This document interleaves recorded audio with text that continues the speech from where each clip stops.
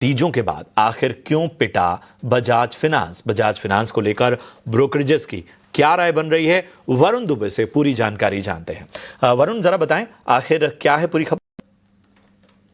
वजह ढूंढने जाएंगे तो वो केवल और केवल मैनेजमेंट की कमेंट्री है। देखिए हुआ क्या है कि नतीजे तो अच्छे आ गए, लेकिन उसके बाद मैनेजमेंट का जो कॉन कॉल था वहाँ पे मैनेजमेंट ने कहा कि कंज्यूमर लेवरेज यानी कि जो उधार देते हैं वो अभी भी एक चिंता की बात बनी हुई है।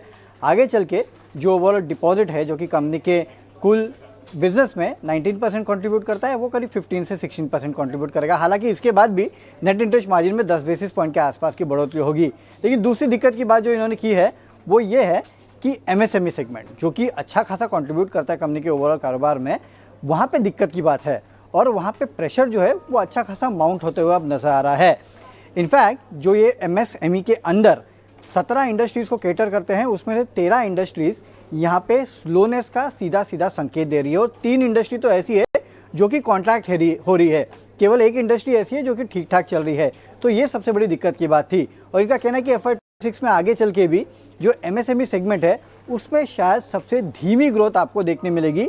वहाँ पे ग्रोथ जो है वो पूरी तरह से धीमी रहने वाली है। साथ ही इनका ये भी कहना है कि क्रेडिट कॉस्ट इस क्वार्टर में थोड़ा बहुत एलिवेटेड था, वो क्योंकि 2 व्हीलर और 3 व्हीलर सेगमेंट जो है वहाँ से खासकर प्रेशर देखने मिला और Q3 से क्रेडिट कॉस्ट जो है वो सुधरता हुआ नजर आएगा। यानी कि एक और क्वार्टर जो है वो क्रेडिट कॉस्ट का जो पेन है वो शायद आपको देखने मिल सकता है। तो ये कुछ ऐसी कमेंट्रीज थी मैनेजमेंट की जो शायद एनालिस्ट कम्युनिटी या फिर इन्वेस्टर्स को पसंद नहीं आई। इसके लिए आपने देखा कि कुछ जो ब्रोकरेज हाउसेस है उन्होंने अपना प्राइस टारगेट भी काट दिया, कुछ ने डाउनग्रेड भी किया है।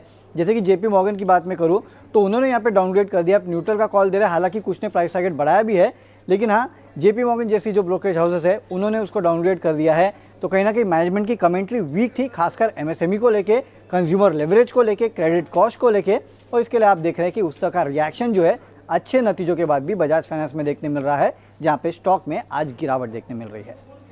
शुक्रिया करेंगे वरुण आपका इस अहम जानकारी के लिए, तमाम डिटेल्स के लिए।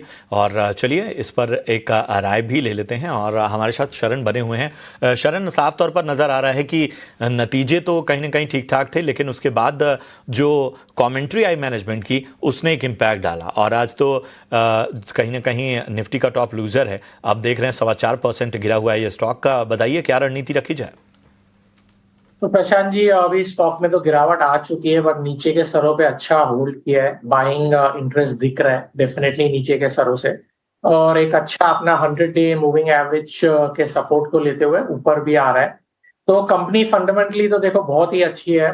डेफिनेटली इंडस्ट्री में स्लो डाउन आ रहा है, सबके लिए आ रहा है। वैल्यूएशन थोड़ा हाई साइड पे है, तो मुझे लग रहा है यहाँ से ज्यादा गिरावट देखने को नहीं मिलेगी और एक साइडवेज कंसोलिडेट करेगा।